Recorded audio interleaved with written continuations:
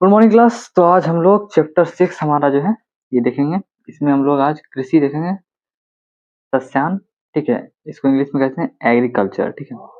और जो कृषि है, कृषि में भारत का जो जनसंख्या है 55 से लेके 65% तक जो है कृषि में इन्वॉल्व जनसंख्या है भारत की।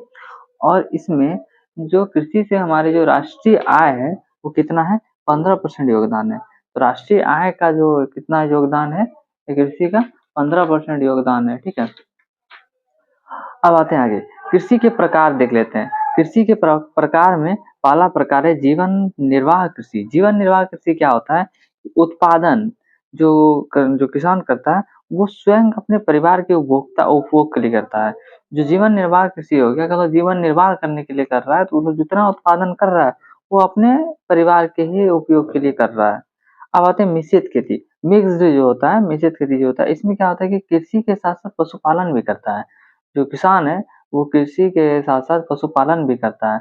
अब आते हैं समेकित कृषि। समेकित कृषि में क्या होता है, इंटीग्रेटेड जो इंटीग्रेटेड कृषि होता है, इसमें क्या होता है कि हम लोग जो मुर्गी पालन हो गया, बत्तख पालन हो गया, मछली पालन, ये सब एक से दोनों सब कनेक्टेड ही करते हैं।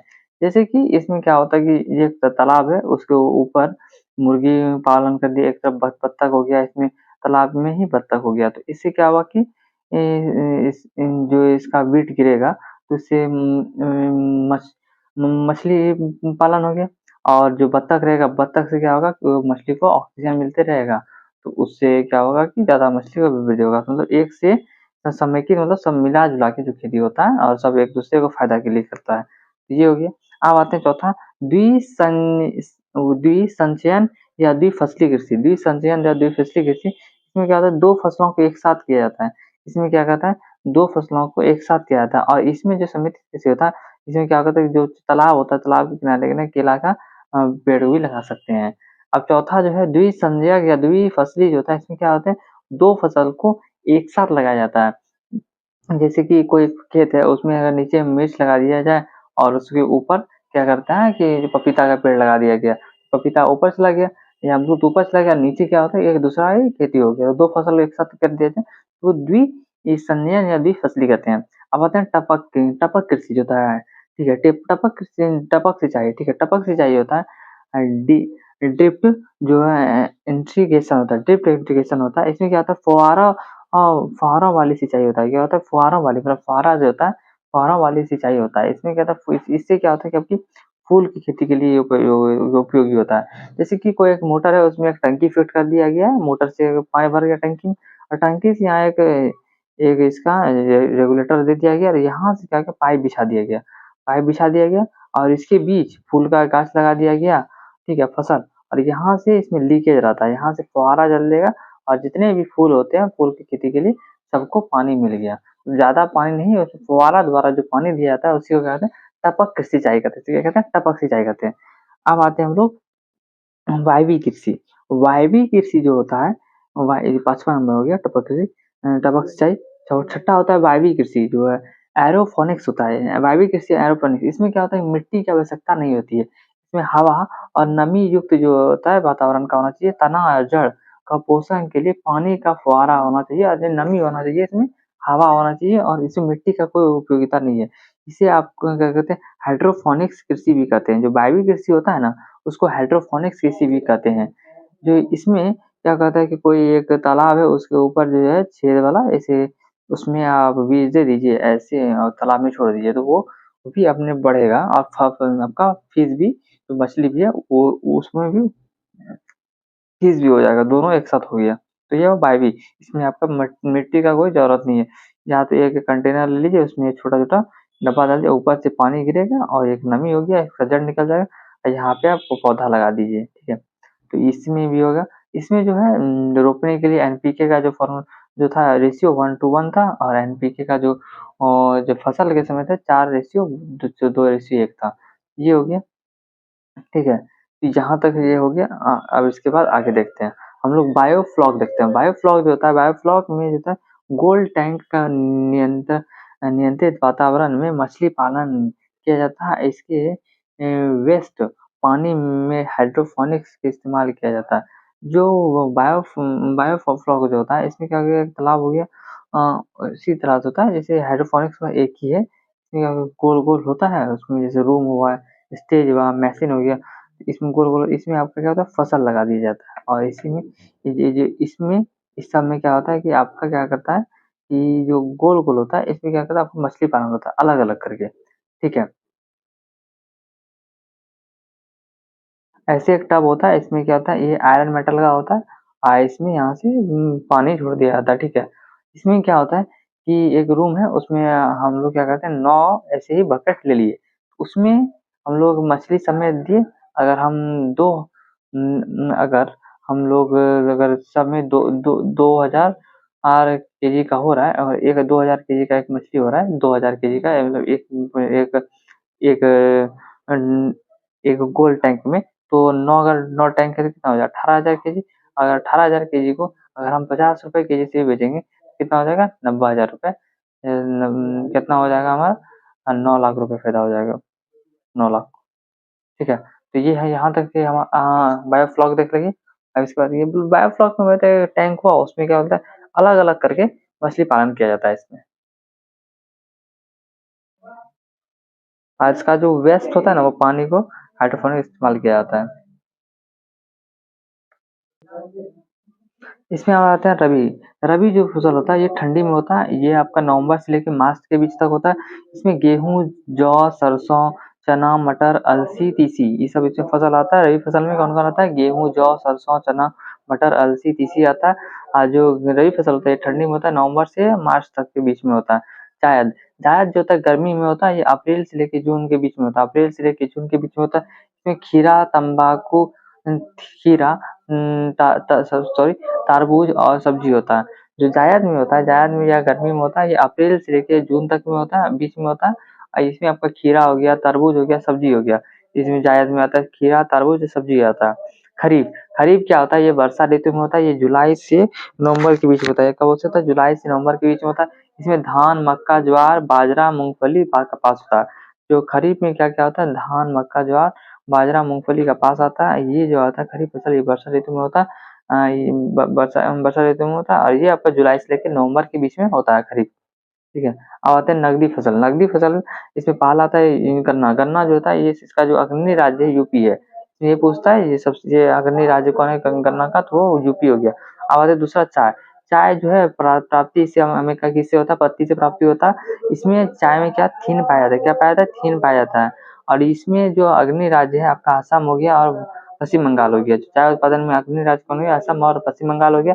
अब विश्व में पहला जो प्रोडक्शन में है आपका चाइना है, निर्यात करने में सबसे ज़्यादा चाइना है और उपभोक्ता में भारत पहला है स्थान पे। उपभोक्ता में पूछेगा तो चाय में तो भारत हो गया और उत्पादन में बोलेगा तो चाइना, और निर्यात में भी बोलेगा सबसे ज़्यादा निर्यात करता है तो वो भी चाइना ही करता है।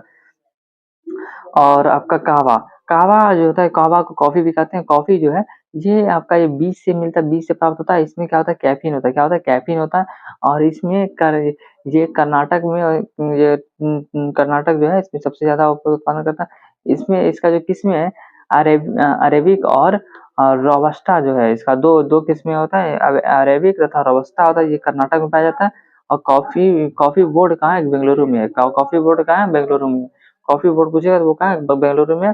और उत्पादन में फर्स्ट और जो है देश है वो ब्राज़ील है और 7वां नंबर पे भारत आता है। उत्पादन में 7वां नंबर पे भारत आता है और पहला नंबर पे ब्राज़ील आता है, ठीक है। अब आते हैं कपास।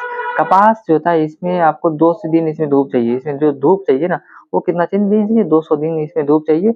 इसमें पहला राज्य आपका गुजरात हो गया और दूसरा राज्य हो गया इसमें उत्पादन में महाराष्ट्र। पहला गुजरात, दूसरा महाराष्ट्र। जो कपास होता है इसका जो ये भी आपका बीज से प्राप्त होता है, इसे सफ़ेद रेशा भी कहते हैं। जो कपास होता है इसे ये एक इसको सफ़ेद रेशा कहते हैं, ये बीज से प्राप्त होता है। इसमें 200 दिन धूप चाहिए। गुजरात पहला स्थान उत्पादन में, दूसरा स्थान महाराष्ट्र। इसका जो कपास का उल्लेख है ये ऋग्वेद में है। कपास का उल्लेख ऋग्वेद में है। इसे ये जो है काली मृदा जो होता है, काली मृदा में वो उगाया जाता है। काली मृदा में ये इसका उत्पादन होता है। विश्व में पहला जो है प्रोडक्शन में आपका भारत है। विश्व में अगर पहला स्थान पूछेगा तो प्रोडक्शन में वो भारत हो गया। नोट, यूएसए के जो है नॉर्थ वेस्ट भाग में कपास को नरमा कहा जाता है। तो यूएसए का जो नॉर्थ ईस्ट भाग में कपास को क्या कहते हैं, नरमा कहा जाता है, ठीक है। जूट, जूट जो है इसको क्या कहते हैं, पटसन कहते हैं, जूट को क्या कहते हैं, पटसन कहते हैं। इसको सोनारा सुनहरा रेशा भी कहते हैं, जिसको कहते हैं सुनहरा रेशा भी कहते हैं। इसका प्राप्ति जो है पौधे के तने से होता है। कैसे होता है, पौधे के तने से होता है। जो पश्चिम बंगाल है, इसमें टॉप राज्य पहला स्थान क्या है, पश्चिम बंगाल है। इसका जो भारत में कौन सा किस पाया जाता है, मेस्ता मेस्ता जो है किसमें, भारत में पाया जाता है। जूट का जो मेस्टा जो किसमें है, वो भारत में पाया जाता है। रबर रबर जो है ये विषुवत रेखे के पास पाया जाता है। ये रबर जो है इसका जो उत्पादन होता है, जो ये पाया कहा जाता है, विषुवत रेखा जो है इसके पास में रबर उत्पादन होता है। और इसको वल्लीकरण जो है सल्फर, इसमें वल्लीकरण किया जाता है, किसके इसमें क्या वल्लीकरण में क्या किया जाता है, सल्फर मिलाया जाता है। क्या वल्लीकरण में इसमें सल्फर मिलाया जाता है। और इसका जो प्राप्ति होता है वृक्ष के दूध से होता है। जो वृक्ष के दूध से इसका प्राप्ति होता है रबड़ का। इसका जो राज्य आपका ज्यादा केरल हो गया, तमिलनाडु हो गया, केरल, तमिलनाडु, कर्नाटक हो गया, और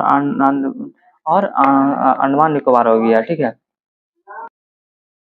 केरल, तमिलनाडु, कर्नाटक और अंडमान निकोबार हो गया। ठीक है, इसमें ये प्राप्ति किससे होता है, दूध से होता है। इसमें वल्लीकरण किसका किया जाता है, सल्फर को मिलाया जाता है, और वैश्विक रेखा के पास ये पाया जाता है। अब आते हैं तंबाकू। तंबाकू का जो अनुसंधान केंद्र है वो आंध्र प्रदेश में, ये आंध्र प्रदेश के राजमुंद्री में है, आंध्र प्रदेश के राजमुंद्री में है। ठीक है, इसका जो इसको प्राप्ति किससे होता है, पत्ते से होता है। इसके पत्ते से क्या क्या बनाया जाता है, इससे आपका सिगरेट और बीड़ी बनाया जाता है।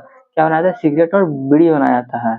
ठीक है, इसका जो निर्यात में भारत चौथा स्थान है। इसका तंबाकू के निर्यात में बोलेगा तो भारत चौथा स्थान में। अगर तंबाकू के उत्पादन में दूसरा स्थान बोलेगा तो वो चाइना हो गया। तंबाकू के उत्पादन में दूसरा स्थान किस बोलेगा तो वो चाइना हो गया। हाँ, होता है रेशम। रेशम जो है ये इसको क्या कहते हैं, सिल्क कहते हैं, सिल्क। इसका जो उत्पादन में अगर बोलेगा तो पहला स्थान चाइना हो गया, और उत्पादन में दूसरा स्थान रेशम में भारत। इस रेशम को इंग्लिश में कहते हैं सिल्क कहते हैं। इसका उत्पादन में पहला जो देश कौन है, चाइना है, दूसरा भारत है। ये जो है इसका प्राप्ति होता है जो कीट होता है, इसका प्राप्ति किससे होता है, कीट से होता है। और ये सातूत के पेड़ में पाया जाता है। ये सातूत के पेड़ में जो कीट होता है, रेशम का कीड़ा रहता है। और एकमात्र देश भारत में ये इसका जो 5 फसल होता है। ठीक है, रेशम का जो 5 फसल होता है, विश्व में कितने फसल है, विश्व में इसका 5 फसल है। अब एकमात्र देश भारत है, इसमें जो है पांचों फसल पाया जाता है, पांचों फसल। और इसमें कौन कौन फसल है, मलवारी, मूंगा, ईरी, और टॉपिकल टसर, और ओक टसर। ये पांचों जो है ये भारत में पाया जाता है। और ये मूंगा जो है ना, ये केवल भारत में होता है, और ये चारों अदर देश में भी होता है। पांचों फसल जो भारत में पाया जाता है, पर मूंगा जो है ये केवल और केवल भारत में पाया जाता है। अब प्रमुख खाद्य फसलें देखते हैं, जैसे अब चावल। चावल जो है ये उष्णकटिबंधीय में ये होता है, उष्णकटिबंधीय प्रदेश में होता है। और ये आपका वेस्ट बंगाल हो गया, तमिलनाडु में तीनों फसल ऋतुओं में, तीनों फसल जो होता है तीनों ऋतुओं में होता है। मतलब तीनों फसल जो है, ये तीनों फसल जो है तीनों ऋतुओं में होता है। वर्षा इसके लिए 125 से लेकर 200 सेंटीमीटर वर्षा होना चाहिए। 125 से लेकर 200 सेंटीमीटर तक वर्षा होना चाहिए। किसमें, इसका जो किस्में है, जया, अमन, ओस, पूसा, 20 ये है इसका फसल है।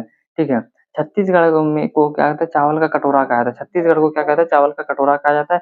इसका जो अनुसंधान केंद्र है वो क्या, उड़ीसा का कटक जो है, उड़ीसा का कटक है, वो चावल का अनुसंधान केंद्र है। और इसको पॉलिश चावल जो होता है, इसमें विटामिन B1 का अभाव रहता है। जो विटामिन B1 को क्या कहते हैं, थायमिन कहते हैं, इसका अभाव रहता है। पॉलिश चावल में विटामिन B1 जो होता है, इस थायमिन कहते हैं, इसका अभाव रहता है। और चावल जो होता है, चावल में विटामिन B1 रहता है, और गोल्डन राइस में विटामिन ए रहता है। चावल में विटामिन 1 रहता है, इसको अगर पॉलिश कर दिया तो विटामिन B1 जो होता है वो खत्म हो जाता है, अभाव हो जाता है। और गोल्डन राइस में विटामिन ए रहता है। गेहूँ, गेहूँ को जो है ये शीतोष्ण प्रदेश में पाया जाता है। शीतोष्ण ये 10 डिग्री से लेकर 15 डिग्री सेल्सियस के तापमान में इसका चाहिए। जो गेहूँ होता है ये शीतोष्ण में होता है, ये ठंडी के दिनों में होता है। 10 डिग्री से लेकर 15 डिग्री इसका तापमान चाहिए। इसमें आपका जो वर्षा है 50 से लेकर 75 सेंटीमीटर वर्षा होना चाहिए, 50 से लेकर 75 सेंटीमीटर वर्षा होना चाहिए। भारत का जो है दूसरा प्रमुख फसल है, पहला कौन सा है, चावल है, और दूसरा आपका गेहूँ है। ये दूसरा प्रमुख फसल है। हरित क्रांति में सर्वाधिक प्रभाव इसी को मिला है, प्रभाव पड़ा है। मतलब इसका उत्पादन में बढ़ा है, हरित क्रांति आने के कारण सर्वाधिक जो प्रभाव पड़ा है वो गेहूँ पड़ा है। इसका जो किस्में है देख लेते हैं, कल्याण, मैक्रोनी, राज 3077, पूसा, सिंधु, गंगा, सोनार 64 और यूपी 308। ये सब क्या है, गेहूं की फसल जो है किस्में है, क्या क्या, कल्याण, मैक्रोनी, राज राज 3077, पूसा, सिंधु गंगा, सोनार 64 और यूपी 308, यूपी 308, ये सब इसकी फसल जो है किस्में है। जौ, जौ जो है इसका उत्पादन जो है अग्रणी राज्य क्या, यूपी हो गया, उसके उत्पादन में जो अग्रणी राज्य यूपी हो गया। और इसका जो सभ्यता, और गेहूं में एक तो टॉपिक ये बोला गया कि पहला इसका जो उत्पादन में, प्रोडक्शन में यूपी है, यूपी सबसे ज्यादा है इसका जो गेहूं में सबसे ज्यादा जो प्रोडक्शन में है ये आपका यूपी हो गया। और प्रति हेक्टेयर बोलेगा तो सबसे ज्यादा हो गया आपका पंजाब, प्रति हेक्टेयर में सबसे ज्यादा पंजाब हो जाएगा। और विश्व में बोलेगा तो वो चाइना हो गया, ठीक है, पहला स्थान। तो यहाँ तक हम लोग अब आगे देखते हैं। जौ, जौ उत्पादन में पहला राज्य यूपी हो गया। सिंधु सभ्यता से ही जौ पाया जा रहा है, सिंधु सभ्यता से ही जौ पाया जा रहा है। और इसको इसको मोटे अनाज की श्रेणी में रखा गया है, जौ को मोटे अनाज की श्रेणी में रखा गया है। अब आते हैं बाजरा, बाजरा भी मोटे अनाज की श्रेणी में, इसके उत्पादन में सबसे पहला राज्य आपका है राजस्थान है। जो बाजरा का जो उत्पादन में पहला राज्य जो है राजस्थान। अब भारत इसका जो उत्पादन में पहला स्थान है, भारत जो है विश्व में पहला स्थान है इसका उत्पादन में। अफ्रीका मूल की फसल है ये, जो अफ्रीकी मूल की फसल है, मतलब अफ्रीका मूल का फसल है, मतलब अफ्रीका का ये फसल है। और भारत इसका उत्पादन में पहला राज्य, पहला देश है। और राज्य में बोलेगा भारत का वो राजस्थान हो गया। अब आते हैं मक्का, मक्का जो है मध्य अमेरिका मैक्सिको का मूल पौधा है, मतलब ये जो है मैक्सिको का है, ये उत्पादन जो है इसका मूल है, मतलब वहां से जन्म हुआ है, वहीं पे है ये मक्का। इसका जो उत्पत्ति होता है पाइकॉर्न से होता है, पाइकॉर्न से इसका उत्पत्ति होता है। पूछेगा मक्का का उत्पत्ति किससे होता है, पाइकॉर्न से होता है। पुर्तगालियों द्वारा लाया गया था ये भारत में किसके द्वारा लाया गया था, पुर्तगालियों द्वारा भारत में लाया गया था। इसका जो उत्पादन में आपका हो गया कर्नाटक हो गया, आपका मध्य प्रदेश हो गया, बिहार और भारत इसका 7वां स्थान है। भारत जो है उत्पादन में 7वां स्थान है। और उत्पादन में राज्य में बोलेगा तो कर्नाटक हो गया, मध्य प्रदेश हो गया, बिहार हो गया। इसका किस्में बोल देंगे, शक्तिमान प्रथम, शक्तिमान द्वितीय, और दक्कन 103, 105, दक्कन 103, 105, और धवल हो गया, अरुण हो गया, ये सब इसके मक्का की किस्में हो गई। अब आते तिलहन, तिलहन जो है भारतीय भोजन का मुख्य स्रोत है। इसका स्रोत क्या है, मुख्य स्रोत इसका क्या है, वसा है। भारतीय भोजन में मुख्य स्रोत इसका वसा के रूप में होता है तिलहन।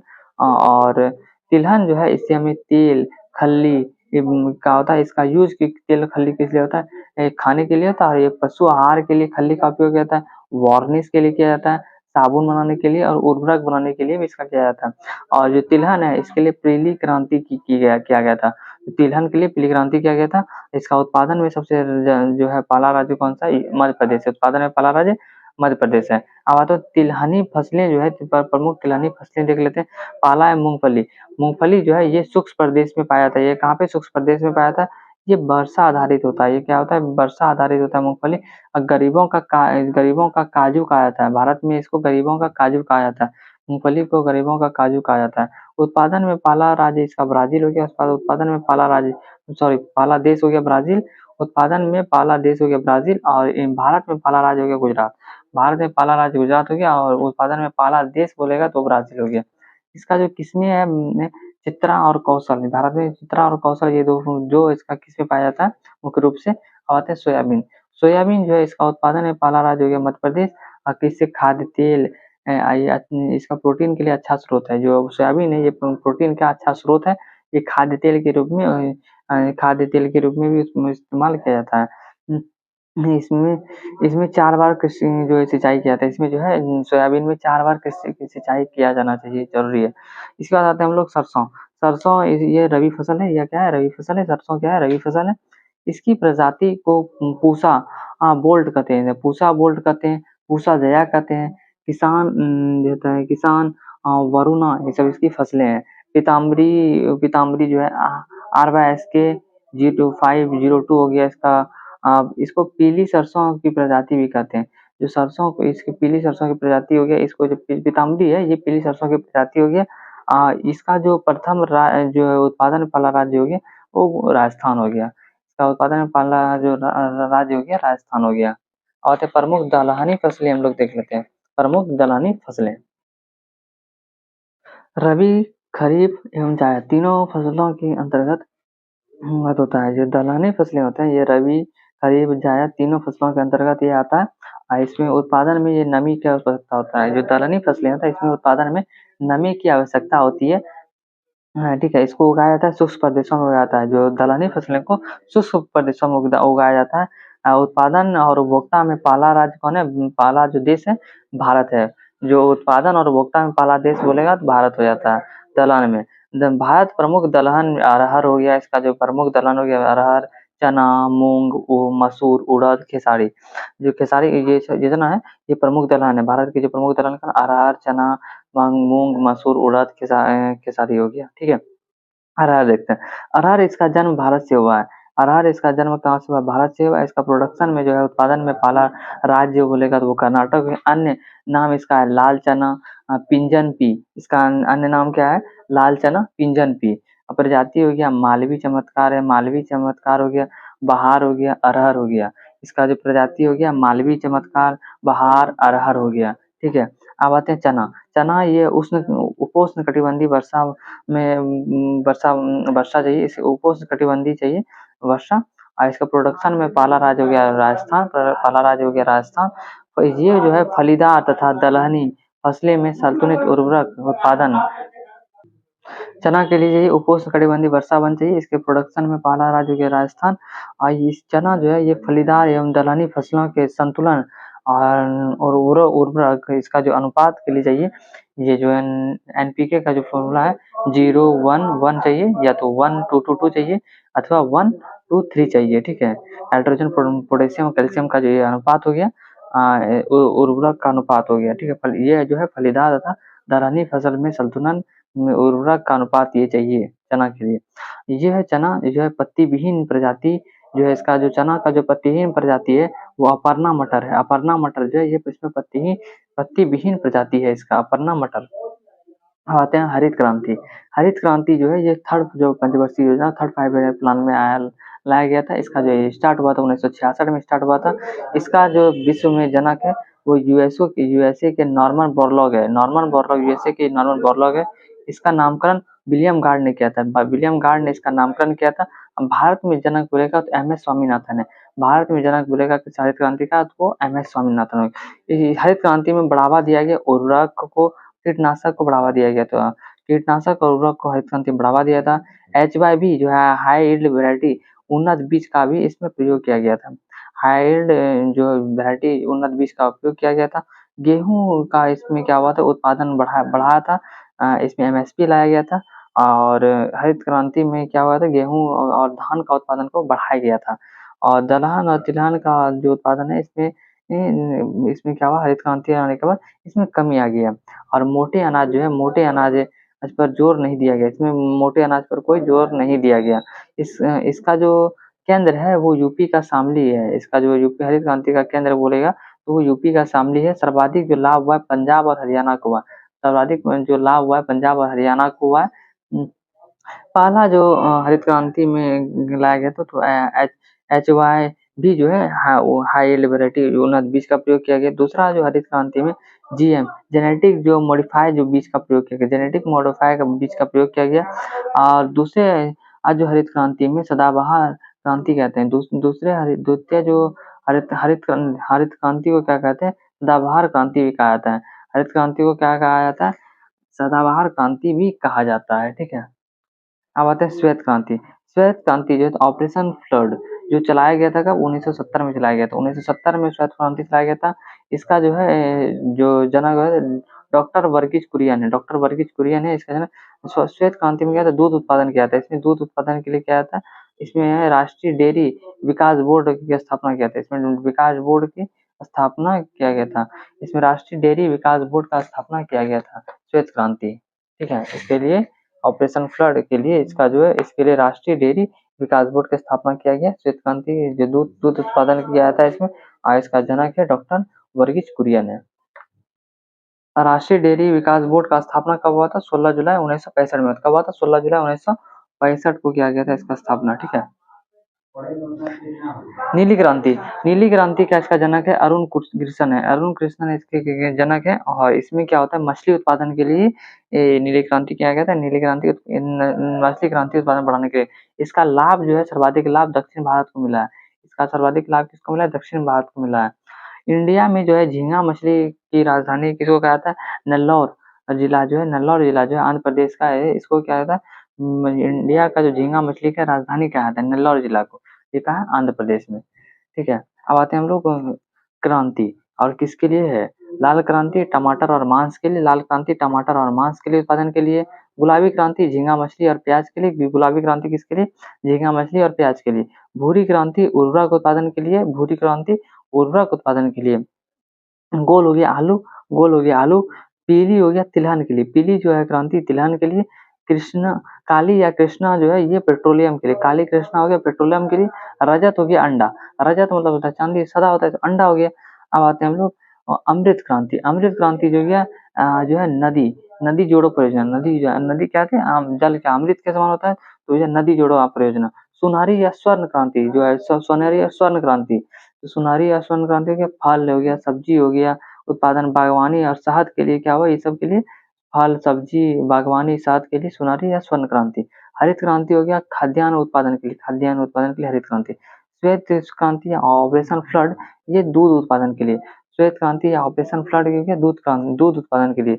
नीली नीली नीली क्रांति हो गया आपका मत्स्य उत्पादन के, मत्स्य के लिए। नीली क्रांति हो गया मत्स्य के लिए। और सुनहरा रेशा हो गया, सुनहरा रेशा जूट, सुनहरा रेशा, सुनहरा होता है जूट, जूट हो गया। अब आते हैं रेशा, अब आते हैं अब आते हैं हम लोग रेशम कीट और उसका पालन। अब हम लोग देख लें कृषि के विशेष प्रकार देख लेते हैं। जैसे रेशम कीट पालन, सेरीकल्चर, रेशम कीट पालन को क्या कहते हैं? सेरीकल्चर कहते हैं। रेशम कीट पालन को सेरीकल्चर। बागवानी उत्पादन को हॉर्टिकल्चर, बागवानी उत्पादन को हॉर्टिकल्चर।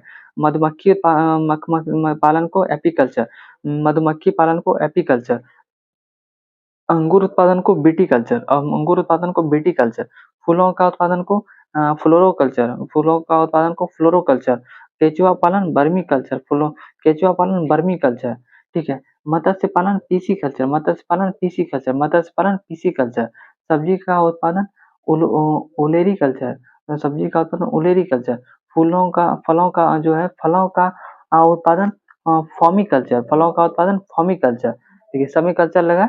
हवा और जो होता है हवा में पौधा उगाना एचरो एरोफोनिक्स। ठीक है, एरो जो है एरोफोनिक्स, हवा में जो पौधा उगाना क्या कहते हैं? एरोफोनिक्स, हवा में पौधा उगाना एरोफोनिक्स होता है। और जल में पौधा उगाना हाइड्रोफोनिक्स, हाइड्रो मतलब पानी, पानी में अगर जो पौधा होता है हाइड्रोफोनिक्स हो गया। हवा में क्या हो गया? एरो, एयर हो गया तो एरोफोनिक्स। फल का उत्पादन पोमो कल्चर, सब्जी का हो गया उलेरी कल्चर, मत्स्य हो गया पीसी कल्चर, केचुआ हो गया बर्मी कल्चर, बर्मी कंपोस्ट होता है जो केचुआ के लिए बर्मी कल्चर। फूलों का फल से फूल हो गया फ्लोरिकल्चर, अंगूर के लिए विटीकल्चर, मधुमक्खी के लिए एपीकल्चर, बागवानी के लिए हॉर्टिकल्चर, रेशम कीट के लिए सेलेरिकल्चर, सेरिकल्चर। अब आते हैं प्रमुख फसल और एवं शीर्ष उत्पादन राज्य। केसर के लिए, केसर के लिए सबसे जो टॉप पे है कश्मीर है, केसर के सबसे टॉप पे कश्मीर है। काली मिर्च और छोटा इलायची के लिए केरल हो गया, कर्नाटक हो गया, तमिलनाडु। काली मिर्च छोटा इलायची के लिए हो गया कर्नाटक, केरल, तमिलनाडु हो गया। अदरक के लिए हो गया मेघालय, अरुणाचल प्रदेश और जो सिक्किम। अदरक के लिए हो गया मेघालय, अरुणाचल प्रदेश और सिक्किम। जीरा के लिए हो गया राजस्थान और केरल, राजस्थान और केरल हो गया जीरा के लिए। लौंग के लिए हो गया आपका तमिलनाडु और केरल, लौंग के लिए हो गया तमिलनाडु और केरल। मिर्च के लिए आपका आ जाता है आंध्र प्रदेश, कर्नाटक और पश्चिम बंगाल। आंध्र प्रदेश, कर्नाटक और पश्चिम बंगाल हो गया आपका मिर्च के लिए। हल्दी के लिए हो गया आंध्र प्रदेश, तमिलनाडु और कर्नाटक, आंध्र प्रदेश, तमिलनाडु और कर्नाटक। और बड़ी इलायची के लिए सिक्किम, बड़ी इलायची के लिए सिक्किम। तो आज का ये हमारा वीडियो पूरा हुआ। इसके बाद हम लोग नेक्स्ट टॉपिक जो हमारा है, नेक्स्ट चैप्टर खनिज एवं ऊर्जा संसाधन। ठीक है, तो वो हम लोग 7 चैप्टर है, वो हम लोग नेक्स्ट वीडियो में देखेंगे। Thanks for watching. जय हिंद।